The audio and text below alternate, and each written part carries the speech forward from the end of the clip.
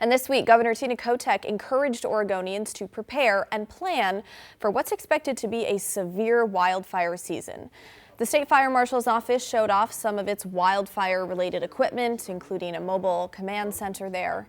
Experts point to low snowpack, expanding drought, and a future weather pattern in the Pacific. We also have a potentially strong El Niño in the weather forecast, increasing the likelihood for warmer and drier conditions. Okay, meteorologist Matt Safino is here now. Matt, help explain to us El Niño and help us understand how it could affect the fire season. So it may not affect the fire season. Okay. The correlation between El Niño and the summer weather patterns is really not that strong.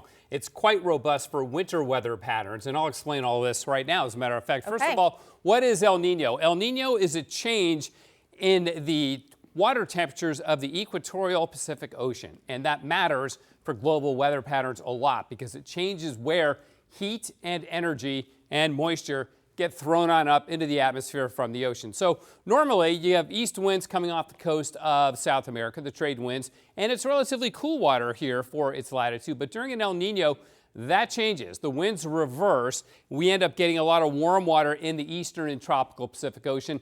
That's El Niño defined, and that has a big impact on North American weather in the wintertime. This is the classic winter pattern for North America, the United States. Very wet, we expect, across the southern tier of the United States, and we do tend to be warm and dry in the winter when we get an El Niño year. And right now, we're seeing the tropical ocean really heat up here across the equatorial Pacific, and we expect this to be a strong and potentially very strong El Niño as we go into fall and winter. So here's another look at that. I just showed you this, the warm pattern across the southern tier of the United States, bringing a lot of moisture in with the subtropical jet stream.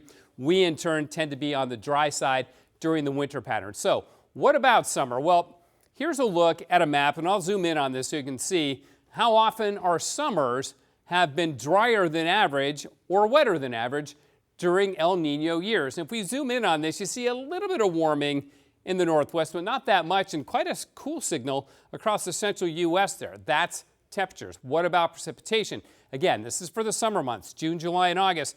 Same situation. You see a little bit of warming across Washington and a lot of cooling across the rest of the country. So it could actually have the effect of having a cooler summer across the United States. But these are for all the years, 29 summers dating back that long. So what I did is I looked at 4 years that we call analog years. Those are the years that we expect to most closely match the upcoming year. And I looked at years where we were coming out of a moderate to strong La Nina, like we just did, and heading into a strong or very strong El Niño. And for that, there are 4 really good years, 1957, 72, 82, and 1997. And when you look at that, it's like, wow, look at this. This is the long-term average of temperatures, cooler than average colors across the entire West Coast, and much of the United States have had cooler than average summers during those 4 years that are similar to the summer setup that we're going into this year. So that's temperatures. What about precipitation? Same thing. You don't see any real dry areas unless you get down into Texas and Florida.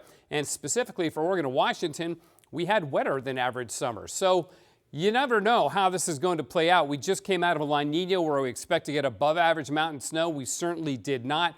And one thing that I have to certainly mention is that the game is changing a bit. Our typical analog years, the ones that we used to compare to, may not hold up as well as they used to because of climate change. This is a graph showing the heat content in the ocean. And look at this. From December and January onward, we have so much heat stored in the tropical Pacific Ocean, well, the entire Pacific Ocean right now, that's a game changer as well. So the analogs and the methods that we have been using over the last 20, 30 years to compare El Niño and climate may not be holding up as well as they used to, and that could have an impact on our summer weather as well, Blair. So there's a lot that goes into this. We definitely know that El Niño has an impact on winter weather. Historically, the connections between El Niños and summer weather haven't really been all that strong. So we'll have to wait and see how it plays out and hope for the best, of course.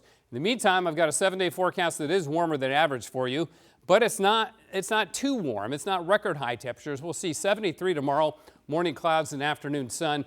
And then on Friday, we had some sprinkles in the forecast. Took them out. It's going to be dry. And the weekend looks fantastic. Great Mother's Day. How about that? I know, it does look like a beautiful Mother's Day. It's going to be a good one. Thanks so much, Matt. I always learn something from your forecast. You are welcome. Okay.